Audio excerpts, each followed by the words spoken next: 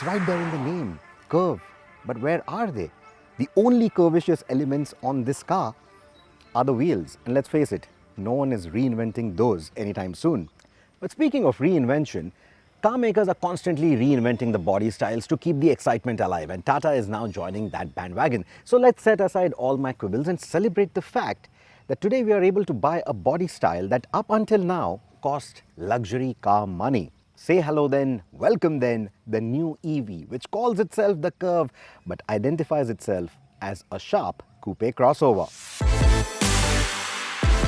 Tata is going with the EV first to gauge how the market responds to this coupe crossover body style. And once the design theme is established, the petrol and the diesel counterparts will follow, which is not too far into the future.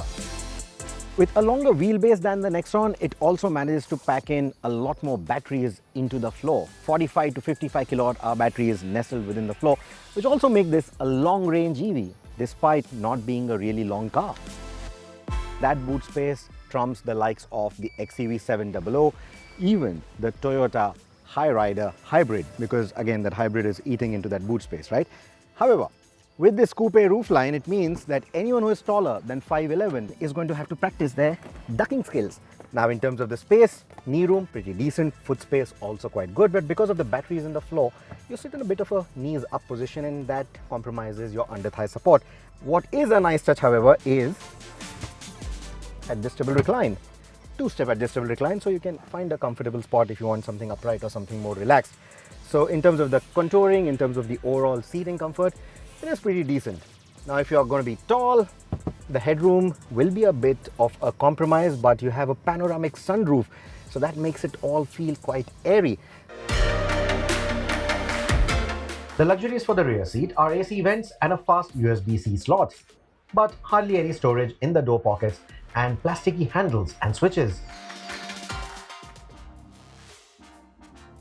The real party actually is in the front. Both the front seats are ventilated. You also get this 10.2-inch instrumentation screen to add that tech-savvy edge. You also get a 12.3-inch infotainment screen that just looks like a home theater, minus the popcorn, of course. And the system is mated to a 9-speaker JBL audio that really creates that surround sound experience. But if you have kids or people identifying to be kids sleeping in the back, then you also have a mode that says as much, kids sleeping in the back. So what that essentially does is only plays music through the front speakers so that they can continue to have their sleep and you can continue to have your entertainment. Now, whether you make coffee in this or get a takeaway, there's no space to keep that coffee really, because there are no cup holders. Nothing here in the tunnel console. You'll probably have to keep this bit open and maybe try and plonk it in there, but it's going to spill all over. Even the door pockets have the space at an angle, so the cups are not going there, only bottles can go in there. So that is a bit of a missed opportunity. Funnily enough, the cover for the glove compartment has two indentations that look like two shallow cup holders or can holders, so maybe you can use this like a tray when you're not on the move. Visibility outside of this swooping rear windscreen isn't too bad from the inside rearview mirror. And you have a plethora of ADAS features to keep you worry-free when you're out on the road. The forward collision warning or the emergency brake assist aren't too intrusive and seem to understand our traffic situation quite well, including the fabled cows on the road, which is frequent in Rajasthan. What should have been a little more alert though is the blind spot warning system. Tata is confident about getting another 5-star safety rating with the Curvv, and the safety extends beyond just the features. In your daily use, the ADAS and the blind spot assistant that we spoke of and the 360-degree cameras are going to be your most used safety features, apart from, of course, the 4 disc brakes. In terms of visibility, it's a high beltline as you can see from the outside, and then you have that swooping A-pillar, and that does rob into a bit of your cornering visibility. Especially if you're a shorter driver, you are going to feel that this part is a bit too broad and that cornering visibility is going to feel a bit compromised. Now, in terms of the driving posture, you don't necessarily get that commanding view of the road. It still feels more car-like to drive. And that's not because the car is low or anything. It is pretty tall, but it's also because how tall the dashboard elements are. And that is what makes it feel more hatchback-like or car-like to drive. Getting a judgment of the four corners is easy, but the A-pillar blind spot can become unnerving in congested cities.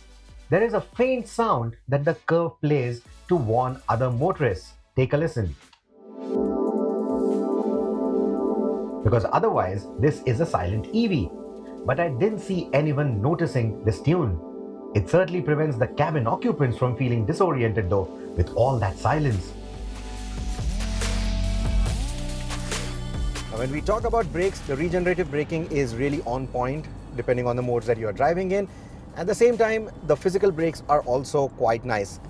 You may not necessarily notice the handover points between the physical brakes and the regenerative braking, etc. But the brake pedal does need a firm push, especially when you're driving at triple-digit speeds. Irrespective of the driving modes that you are in, the steering feel is pretty heavy. It's not going to be as light as some of the other older Tata cars, or certainly not as light as the Koreans or the Japs that you have in this bracket. It does have that heavy nature to it. There is no dead at center feel or anything. I quite like the weight on it, but not everyone is going to appreciate that. Any driving enthusiast will certainly love this. Under braking, there's also a fair bit of nosedive, because you see this car is riding high. It is immediately noticeable when you see the car in action. It is a high rider of sorts because the suspension is on the squishier side. They have tried to engineer a really good ride quality with it. Why do I say they have tried to do it? Because, well, it works sometimes, it doesn't work sometimes. As long as the roads are smooth or partly undulated, it's fine. But when you get onto some really poor road surfaces, there is a lot of side-to-side movement. There's a lot of bouncy feel. You're going to get three driving modes with this electric powertrain. You have the Eco, the City, and the Sport. Now, Eco, as you would expect, is going to dull down responses, but it also makes the regenerative braking feel a lot sharper. In the City mode, the powertrain feels like it's breathing a lot better. It feels a little bit more free, but the regenerative braking is not going to feel as sharp, which is a very good thing because you don't want that sudden deceleration, you don't want the sudden braking. It can become unnerving, and it can also take other motorists off guard, and you don't want anyone rear-ending you. Now, Sport mode. You've often heard us say that electric cars, instantaneous power, instantaneous torque. And if this is going to be your first electric car, you want to experience some of that. And Tata has ensured that you do experience that. But I think they've gone a little bit overboard with that sport mode tuning, because you see it gets into these wheel spins quite often. And I'm not talking about only while getting off the mark. It's also at part throttle. It's also sometimes when you are just giving it that roll-on acceleration to pull an overtake or pull yourself out of a curve, etc. Speaking of range, our 90-kilometer drive included 25 kilometers of highway cruising at 100 to 120 kilometers an hour and 65 kilometers of city driving at speeds between 5 to 55 kilometers an hour depending on the flow of traffic. We depleted around 30% of charge in this distance with an average energy consumption of 166 watt-hour per kilometer, or 6 kilometers per kilowatt hour for easy calculation, which is right up there with the likes of the more expensive Hyundai Ioniq 5. A real-world range of 350 kilometers, if not better, seems easily achievable with the Curvv, and that's with the bigger battery variant, but that is a big plus. Now the powertrain, absolutely on point. It definitely feels like an evolution of the powertrain that we've experienced with the Nexon EV. The acceleration is a lot crisper. You know there is a lot more power with this, and even in terms of the way it is using all the energy from the batteries, it definitely feels a lot more efficient. This is a premium offering at the price at which it comes. It goes up against the likes of the Hyundai Creta, the Kia Seltos, Tata's own Nexon top-end variants, etc. But for this price point, not having enough storage spaces inside the cabin just robs that premium feel. So it's all down to whether or not you like the coupe crossover design. If you love it, Everything else is sorted. The powertrain is excellent, the car is pretty good to drive, and it's a relatively long-range EV at that, making the Curvv an excellent proposition. So while the Curvv doesn't feel like an all-new platform to me, there are still a few rough edges here and there. I still quite like the direction that Tata is headed in, or where the entire electric space for Tata is headed in. The powertrain definitely feels like an evolution. I quite like the way it is delivering power. I quite like the kind of range that it is promising, at least on paper and with the first drive that we have right now.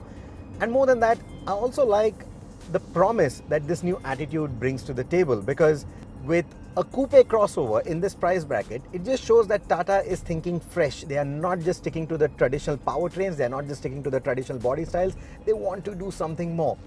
I hope they do something like a convertible. I hope they do even bigger coupe crossovers for people who like this kind of a body style. I hope that they experiment a lot more in different price brackets, in different body styles, in different powertrains, etc. And that willingness begins from here.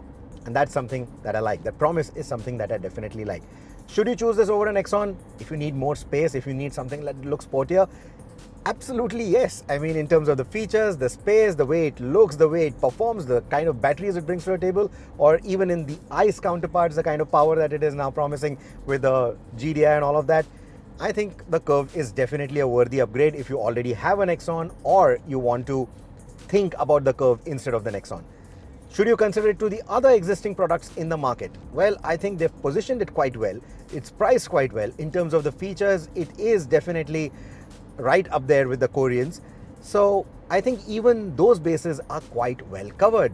So it's definitely a convincing product. It's definitely been worth the wait. Now, how the market reacts to this body style is something that remains to be seen. But I won't be surprised if it becomes another big ticket product like the Punch and the Nexon.